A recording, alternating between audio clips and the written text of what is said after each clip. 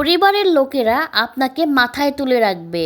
Just মেনে চলুন এই 5টি নীতি। এর মধ্যে 3 ও 5 নম্বর নীতি সবচেয়ে ইম্পর্টেন্ট, তাই আমার প্রতিটি কথা একটু মন দিয়ে শুনবেন। নাম্বার 1, একটা বয়সের পর আপনি কারোর সন্তান, কারোর ভাই বা কারোর বোন এসব হওয়ার পাশাপাশি পরিবারে আপনার আর্থিক অবদান কতটা সেটাও কিন্তু ভীষণভাবে ম্যাটার করে। কারণ দিনকাল আজকাল অনেক দামি। সবার একক প্রচেষ্টা না থাকলে একটা সংসারকে সুন্দরভাবে পরিচালনা করা প্রায় অসম্ভব। তাই এখানে কোনো বাড়তি ইমোশনকে কাজে লাগিয়ে অযথা নিজেকে কষ্ট দিবেন না, বরং এতদিন যারা সংসারে হাল ধরেছেন এবারে আপনিও তাদের সাথে হাতে হাত লাগান। দেখবেন আপনার এই মানসিকতাই তাদেরকে আনন্দ দেবে।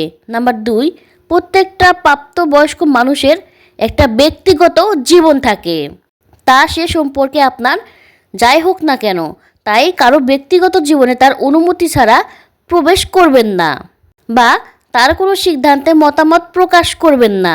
আপনি হয়তো বলবেন আপনি তার ভালো চাইছেন, কিন্তু জানেন তো কিছু ক্ষেত্রে অভিজ্ঞতা একজনকে যতটা শেখায় অন্য কারো কথা বা উপদেশ তাকে সেটা শেখাতে পারে না।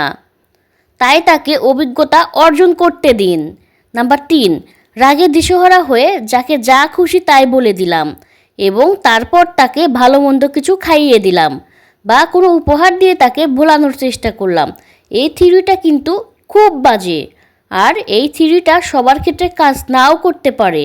যেমন আপনি আপনার মা বাবা সাথে এটা করলেন, অনেক সময় তারা হয়তো সন্তানের মায়ায় সব ভুলে যাবেন, কিন্তু সেটা যদি আপনি আপনার ভাই বোন বা তাদের লাইফ পার্টনারদের সাথে করেন তাহলে তারা হয়তো আপনাকে কোনো দিনই ক্ষমা করতে পারবে না, আপনাকে মনে মনে ঘেন্না করতে শুরু করবে।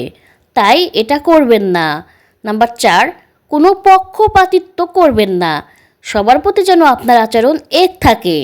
অমুক আমার প্রিয় তমুক আমার প্রিয় নয় এমন ভেদাভেদ যারা করে তারা ঘরে বাইরে কোথাও সম্মান পায় না। 5, নিজের অবদান বোঝাতে গিয়ে বা প্রচার করতে গিয়ে অন্যের অবদানকে মাটি চাপা দেবেন না।